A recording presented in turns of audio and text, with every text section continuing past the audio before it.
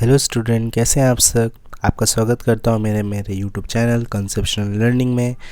और आज का टॉपिक है नोमैडिक एम्पायर। तो चलिए शुरू करते हैं। हम शुरुआत करते हैं इस चैप्टर के इसके नाम से, नोमैडिक एम्पायर।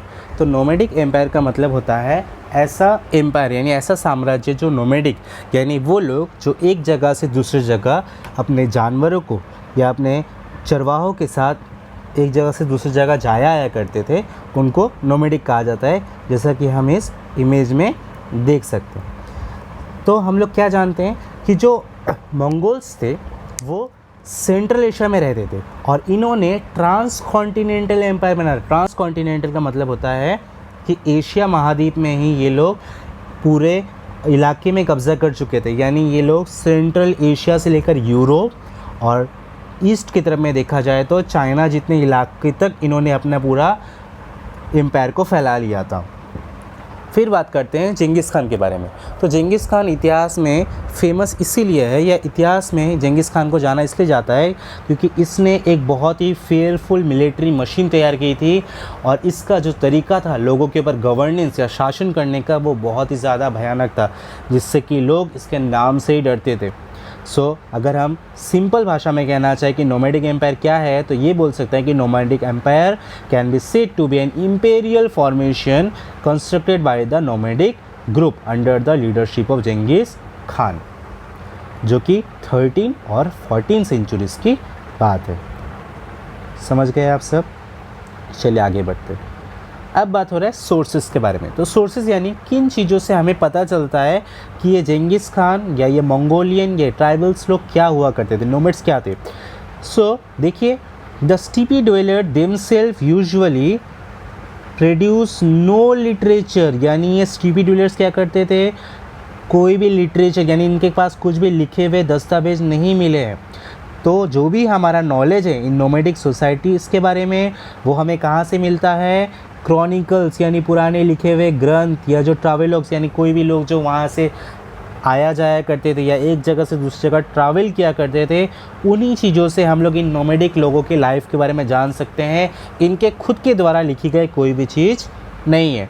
और क्या चीज़ है, these individuals came from a variety of background. ये जो लोग जो इनके बारे में लिखा करते वो कौन सी जाति के थे, ये थे बुद्धिस्ट, क्रिश्चियन, तुर्किश एंड, और बहुत सारे लोगों ने तो इनके बारे में बहुत ही ज़्यादा सिंपैथिक अकाउंट लिखा है कि ये लोग बहुत ही ज़्यादा हमदर्द लोग हुआ करते थे, ये लोग किसी को नुकसान नहीं पहुंचाते थे।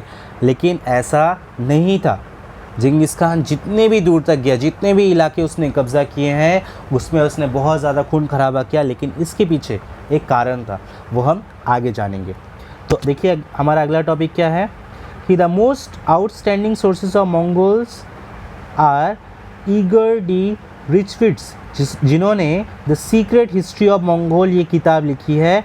और ये हमें ट्रैवलॉग्स ऑफ मार्को पोलो जो था, जिन्होंने मंगोलिया की यात्रा की थी, उन्होंने इस बारे में लिखा है, जहाँ से हमें पता चलता है कि जिंगिस खान या नोमैडिक हिस्ट्री क्या थी। अच्छा आगे चलते हैं। अब बोल रहा है राइज ऑफ मंगोल ट्राइब। देखिए यहाँ इस फोटो में दिखाया जा रहा है कि किस तरह मंगोल एम्पायर राइज किया। तो देख सकते हैं जो बेसिकली मंगोल एम्पायर है वो ये मिडिल वाला है। इसके ऊपर ये पार्ट जो है ये है रशिया, ये है चाइना और ये है यूरोप इधर में। तो मंगोल जो है वो यहाँ से शुरू करके यानी मंगोलियन एम्पायर से शुरू करके वो चाइना तक उसने डिस्टेंस कवर किया और यहाँ पर उसने बगदाद, यूरेशियन प्रिंसिपलिटीज़, ये सारे इलाके उसने कब्ज़ा कर लिया। और वह इंडिया के तिब्बत तक आया था, जिसने फेमस सिल्क रूट तैयार किया था जो कि लहसा तक आता था। तो मंगोल ट्राइब का राइज कैसे हुआ अगर हम कहना चाहें तो क्या कह सकते हैं, इन द अर्ली डिकेड्स का मतलब होता है 10 साल। कौन से साल के 10 साल की बात हो रही, 13 सेंचुरी। तो 13 सेंचुरी का मतलब होता है 1201 से लेकर 1300 तक, इसको कहते हैं 13 सेंचुरी। ये 13 सेंचुरी का फर्स्ट डिकेड यानी 1201 से लेकर 1211 तक। इस समय में ये एम्पायर यूरो एशियन कॉन्टिनेंट से यानी रशियन और एशियन इन दोनों कॉन्टिनेंट से बढ़ते हुए ये आगे की तरफ जाने लगा। किसकी तरफ? स्टेपिस ग्रासलैंड यानी नीचे की तरफ, इस तरफ आने लगा, क्योंकि मंगोलियन एक बहुत ही बड़ा डेजर्ट है जहाँ पे सर्बिया यानी रशिया की तरफ से ठंडी हवाएं आती हैं, जिस कारण से वहाँ पर रह पाना बहुत ही ज़्यादा मुश्किल हो जाता है। इसलिए लोग उन जगहों में ज़्यादा सर्वाइव नहीं कर पाते और उनके लिए स्टीपिस ग्रासलैंड बहुत ही महत्वपूर्ण इलाका था, क्योंकि वो लोग बाय प्रोफेशन नोमैड्स थे, यानी वो चरवाहे थे। जब वो अपने जानवरों को लेकर एक जगह से दूसरी जगह ट्रैवल करते थे तो उनके लिए उनको खाना खिलाना, यानी उनके लिए वो घास लाना उनके लिए ज़रूरी होता था। तो इन इलाकों में भरपूर मात्रा में उनके लिए खाना उपलब्ध था, जिनसे वो इन्हीं जानवरों का दूध या इनके स्किन्स को देकर या इनके मीट को सेल्स करके एक्सचेंज में अपने लाइफ को सस्टेन किया करते थे। तो समझ गए आप लोग? Hope so. मेरे को लगता है कि यहाँ तक आपका कॉन्सेप्ट क्लियर है। आगे बढ़ते हैं टॉपिक में, वो है बैकग्राउंड। बैकग्राउंड क्या बोल रहा है? The Mongols were a diverse body of tribal people who spoke similar language. तो मंगोलियन लोग क्या थे? भले ही वो लोग इतने बड़े साम्राज्य में अलग अलग इलाकों में रहते थे, देख सकते हैं इतना बड़ा साम्राज्य जो था मंगोल का, वो लोग भले ही अलग अलग इलाके में रहते थे, लेकिन यहाँ पर एक कॉमन फीचर उनका दिखता है, और वो ये है कि वो लोग सिमिलर लैंग्वेजेस बोला करते थे। नेक्स्ट क्या बोल रहा है? Some of the Mongol were pastoralist while other were hunter gatherers. कुछ लोग मंगोल्स क्या थे? हंटर एंड गैदरर्स थे, और कुछ पैस्टोरलिस्ट यानी कुछ शिकार करते थे और कुछ जानवरों को पाल कर पशुपालन करके अपना जीवन चलाते थे। तो इनके बेसिक एनिमल्स क्या होते थे? Horses, sheep, cattle, goats and camels हुआ करते थे। और ये लोग स्टीपीज, ये ग्रासलैंड का नाम है, यानी घास के मैदानों में रहा करते थे, जो आज प्रेजेंट डे मॉडर्न मंगोलिया है। तो ये जो है वो बहुत ही मैजेस्टिक लैंडस्केप था। इन इलाकों में दूर दूर तक, जहाँ तक भी नजरें जाती हैं, हरे भरे मैदान थे, जहाँ पर इनका रहना बहुत ही आसान था, क्योंकि यहाँ पर क्या मिलते थे? रिवर्स एंड स्प्रिंग्स थे, जो कि बर्फ़ से या उनके पिघलने से बनती थी, जिस वजह से वहाँ पर खेती कर पाना बहुत ही आसान हो गया। तो इनका प्रोफेशन तो बेसिकली देखा जाए तो खेती करना था नहीं, क्योंकि ये लोग तो नोमैडिक हर्डर्स यानी अपने जानवरों को लेकर चलते थे। लेकिन क्योंकि ये जानवर उन लोगों के लिए ज़रूरतमंद थे जो कि खेती बाड़ी करते हैं, इनकी वजह से उनके यानी नोमैडिक लोगों के और सेटल्ड लोग यानी जो लोग नदियों के आसपास रह के खेती बाड़ी करते थे, उनसे उनका रिलेशन धीमे धीमे अच्छा बनने लगा।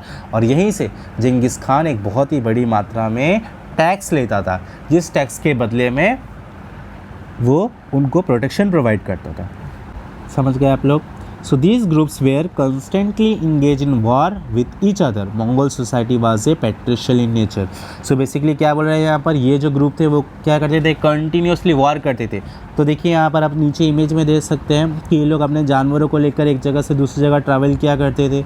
और इनकी सोसाइटी क्या थी? पेट्रिशियल इन नेचर थी। पेट्रिशियल यानी पिता के बाद उनकी संपत्ति या उनका जो हायर होगा वो उनका पुत्र होता था, यानी मम्मी के साइड या मदर साइड से फैमिली का कोई भी लिंक नहीं होता था। जो भी था वो सब उनके फादर के साइड से होता था। आते हैं अपने नेक्स्ट टॉपिक में, वो है life and career of Genghis Khan. ये बहुत ही इंपॉर्टेंट टॉपिक है हमारा, क्योंकि अगर हम लोग जंगिस खान की नोमैडिक एम्पायर की हिस्ट्री पढ़ रहे हैं तो उसमें जंगिस खान सबसे बड़ा रोल प्ले करता है। सो जंगिस खान का जन्म कब हुआ था? जंगिस खान का जन्म हुआ था 1162 सेंचुरी में, ओनियन रिवर के पास में, जो कि आज मंगोलिया में है।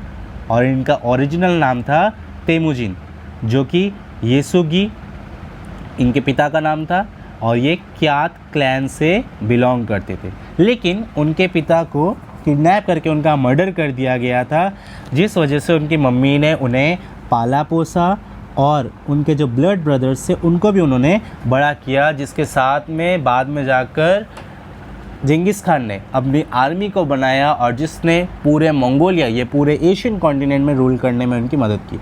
लेकिन बचपन से ही तेमुजिन या कहे तो जिंगिस खान को बहुत सारी प्रॉब्लम का सामना करना पड़ा, क्योंकि उन्हें बचपन में ही अपना दास या स्लेव बना लिया गया था। और बाद में जाकर उनकी वाइफ, जिनका नाम था बोल्टी, उनको किडनैप कर लिया गया और अपनी बीवी को या अपनी पत्नी को बचाने के लिए उनको लड़ाई करनी पड़ी। और इस लड़ाई के दौरान वो इतने ताकतवर हो गए या इतने ज़्यादा वो एक्सपीरियंस्ड हो गए। क्यों एक्सपीरियंस्ड हो गए, ताकतवर हो गए, इस चीज़ को समझना बहुत ही ज़रूरी है। क्योंकि नोमैडिक लोग हर समय घोड़सवारी किया करते थे और ये लोग पेशे से ट्राइबल यानी आदिवासी लोग थे, तो इन्हें भाला चलाने या तीर चलाने में कोई भी दिक्कत नहीं होती थी एज़ कम्पेयर टू वो लोग जो सिर्फ पैदल सेना या हाथों में तलवार या भाले लिए लड़ाई करते थे। तो ये लोग जितनी जल्दी से आर्चरी कर लेते यानी तीरंदाजी कर लेते थे घोड़े में बैठे बैठे, और इतना सटीक निशान लगाते थे जिसने इन्हें अपनी एक बहुत बड़ी मिलिट्री बनाने में बहुत ही ज़्यादा मदद प्रदान की। और इनके हार्डशिप के समय में इनके जो इम्पोर्टेंट फ्रेंड्स थे जिनके बारे में यहाँ पर नाम दिया गया है, जैसे जम्मू का हिज ब्लड ब्रदर, फिर धीमे धीमे तेमुजिन क्या बन गया, एक डोमिनेंट पर्सनैलिटी बन गया। यानी अगर आपका ये सवाल आ रहा है how Temujin become a dominant personality in the nomadic empire, तो क्या बोल सकते हैं, वो एक इम्पॉर्टेंट पर्सनैलिटी बन गया था क्योंकि उसका जो पोजीशन था वो मंगोल चीफ में सबसे ज़्यादा था और उसे लोग ओशनिक खान या फिर यूनिवर्सल रूलर के नाम से जानते थे, यानी सबसे महान राजा जो दूर दूर तक सबसे ज़्यादा विख्यात हो, इसे हम इसीलिए ओशनिक खान या जेंगिस खान बोलेंगे। चलिए देखते हैं हमारा नेक्स्ट टॉपिक जो है, और ये इस वीडियो का लास्ट एंड है नहीं, आज हम लोग इसमें सिर्फ हाफ ही पार्ट पढ़ेंगे। नेक्स्ट वीडियो में मैं इस पूरे चैप्टर को कवर करूँगा। हमारा आखिरी जो टॉपिक है वो है कॉन्क्वेस्ट, चाइना, ट्रांसोनिया, समरकंद, हेरत जैसे कुछ इलाके जो कि 1219 से 1222 सेंचुरी के समय में जेंगिस खान ने किए थे। So the first fight of his concern was the conquest to China, यानी मंगोलियन जो किंग यानी जो जेंगिस खान था वो सबसे पहले चाहता था कि वो चाइना में अपना कंट्रोल करे, और इसका कारण ये था क्योंकि चाइना से उसको भरपूर मात्रा में आयरन मिलने वाला था और इसी आयरन का इस्तेमाल करके वो अपने लिए वेपन्स बनाना चाहता था, और उन वेपन्स की मदद से ये आगे चलते चलते और भी इलाकों को जीतकर अपने एम्पायर को और भी ज़्यादा एक्सटेंड कर सकता था। सो 1209 में द शीशिया जो एक रूलर था उसको उसने डिफीट कर दिया, and the great wall of China was bridge इन 1213, और 1213 में उसने क्या किया, ग्रेट वॉल ऑफ चाइना को ब्रिज यानी तोड़ के वो आगे बढ़ा। और फिर 1234 में Genghis Khan was satisfied enough with the progress of his campaign और वो मंगोलिया वापस आ गया। यानी आफ्टर डिफीटिंग द शांगशी रूलर ऑफ चाइना वो क्या हुआ, वो उसका मन वहीं पर भर गया और वो वहाँ से वापस आ गया।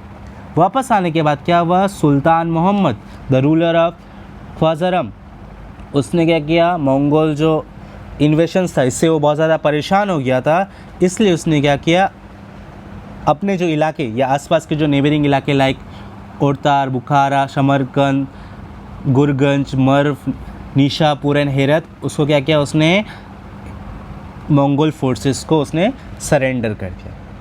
और बाद में जाकर धीमे धीमे और वापस आने के समय में जिन लोगों ने उनको सरेंडर कर दिया उनको उन्होंने कुछ नहीं किया, लेकिन जो इलाके उनकी बातों को मानने से रेसिस्ट करने लगे, मंगोल ने उस इलाके को पूरी तरीके से तबाह कर दिया। और एक मंगोल प्रिंस था उसको भी उन्होंने मार दिया निशापुर में। और एट लास्ट क्या देखते हैं हम इस पार्ट में कि Mongol forces in pursuit of Sultan Muhammad pushed into Azerbaijan and defeated Russian forces, and another wing followed the sultan son Jalaluddin, जिसने अफ़गानिस्तान और सिंध तक इलाके तक अपने राज्य को स्थापित किया। यानी ये जो ग्रेट वॉल ऑफ चाइना जिसे बनाया गया था जो कि 21,000 किलोमीटर से भी ज़्यादा लंबा है, इसको इसने ब्रेक कर दिया था जेंगिस खान ने, और फिर वहाँ से वो वापस लौट आया। लेकिन क्या आपको पता है जेंगिस खान हमारे इंडिया में भी आने वाला था, लेकिन वो इंडिया में एंटर क्यों नहीं किया? अगर आपने इस वीडियो को यहाँ तक देखा तो प्लीज़ अपना लाइक, शेयर और कमेंट ज़रूर देना, और चैनल को सब्सक्राइब करना मत भूलना, और मुझे ज़रूर बताना कि आप इस चैप्टर को समझ पाए हैं या नहीं पाए हैं, ताकि मैं जो नेक्स्ट वीडियो लाऊं उसमें और भी ज़्यादा मेहनत करूं और आपको समझाने की कोशिश करूं। Till then, thank you for watching my video.